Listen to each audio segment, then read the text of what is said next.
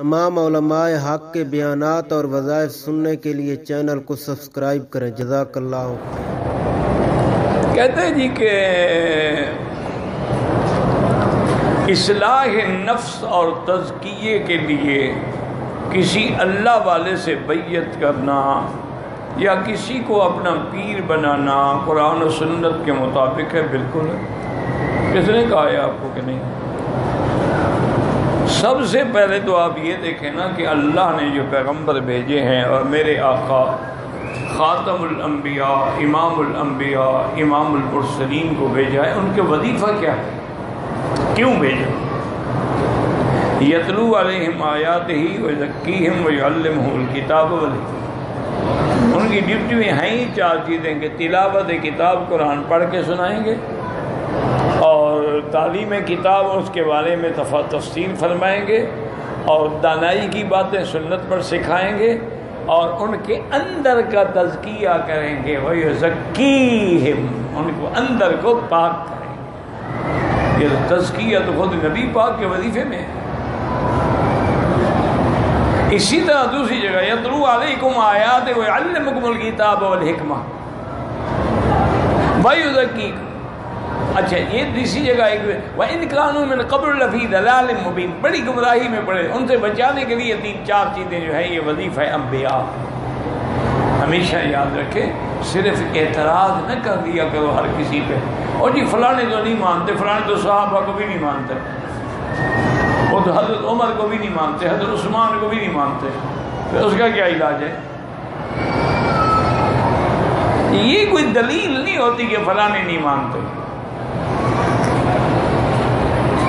اور اللہ نے جو اپنے نبی کو فرمایا کہ میرا مدنی تیرے صحابہ جو ہیں نا بڑے سچے ہیں، کھرے ہیں، پکے ہیں۔ کیوں؟ فَعَلِمَ مَا فِيكُمْ، ان کے اندر کو میں نے دیکھا ہے۔ اور ایک جگہ فرمایا اولئک الذین امتحن اللہ کو، ہم نے ان کے دلوں کو مانجا ہے، امتحان لیا ہے۔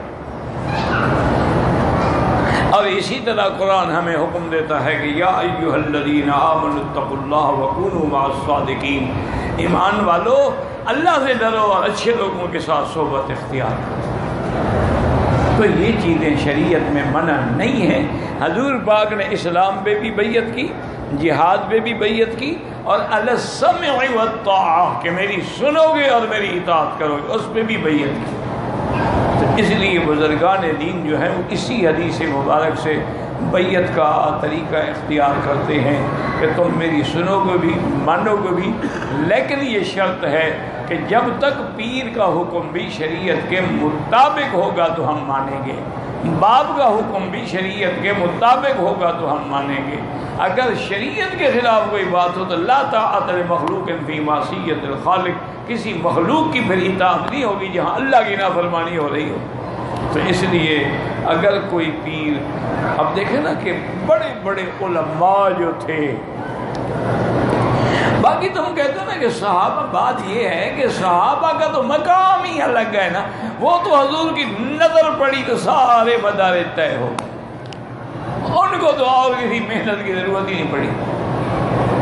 اس کے باوجود وہ محنت کرتے رہے کہ ساری ساری رات عبادت، سارا سارا سال روزے رکھنا۔ اور تزکیہ کیا ہوتا ہے؟ یہی تو ہوتا ہے کہ جیسے ڈاکٹر سمجھتا ہے کہ اس بندے کی بیماری کا علاج جو ہے اینٹی بائیوٹک ہے، اس کا علاج جو ہے سرجری ہے، اس کا علاج جو ہے فلاں مرہم، اسی طرح اللہ والے بھی سمجھتے ہیں کہ اس کو جو بیماری لگی ہوئی ہے اس کا کیا علاج ہے۔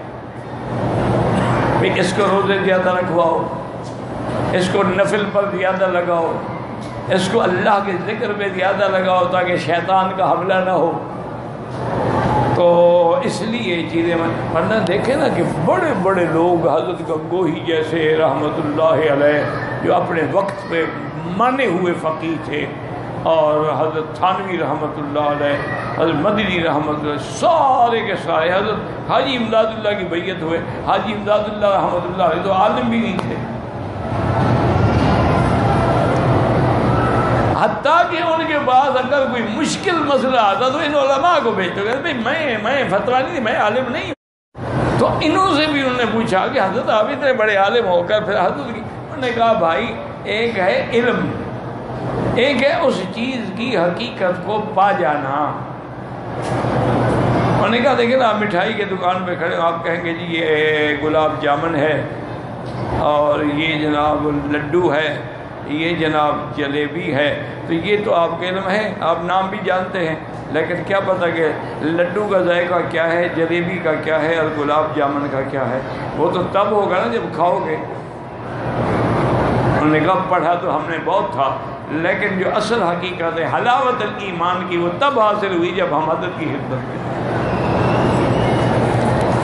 اس لیے ان باتوں پہ بلا وجہ اعتراض نہ کیا. یہ مصیبت ہے نا کہ ہم لوگ افراط بعض لوگوں نے پیروں کو خدا بنا لی, بات کہ پیر ہوتا ہی نہیں, جو ہے بیعتی نجائز ہے, بس دونوں انتہا پہ چلے گئے. انا للہ و انا الیہ راجعون. جو پیر شرک کرتا ہو, پیر کیا وہ تو کافر ہے. پیر کیسے ہو گیا؟ وہ جو آدمی شرک کرتا ہو وہ تو کافر ہو گیا.